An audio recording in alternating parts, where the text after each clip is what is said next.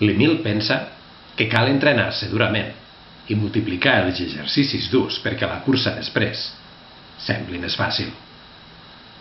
Troba que totes les tècniques d'entrenament reforcen massa poc la voluntat perquè accepten que el corredor moderi el tren quan se sent més fluix.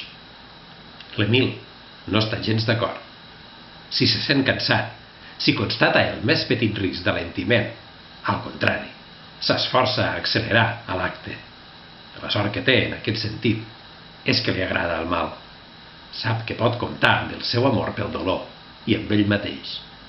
No deixa que mai ningú li faci cap massatge. Aquesta manera d'entrenar-se li permet esgotar els seus adversaris amb una gran quantitat d'esprits intercalats, tot reservant forces per al final, que sempre és d'una gran violència.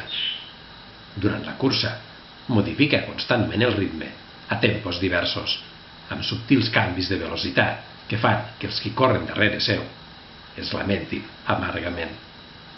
Perquè no tan sols els és gairebé impossible seguir sense destarotar-se el petit pas curt, sotragat, desigual i brusc que l'Emil s'empesca.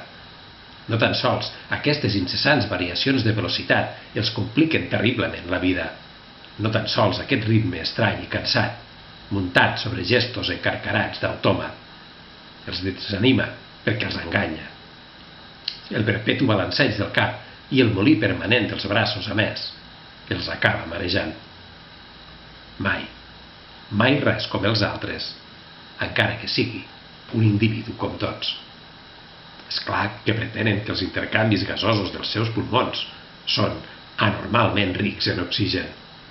És clar que asseguren que té el cor hipertrofiat, d'un diàmetre superior a la mitjana i que batega més a poc, però especialment reunida a Praga amb aquesta intenció, una comissió tècnica mèdica desmenteix tots aquests rumors.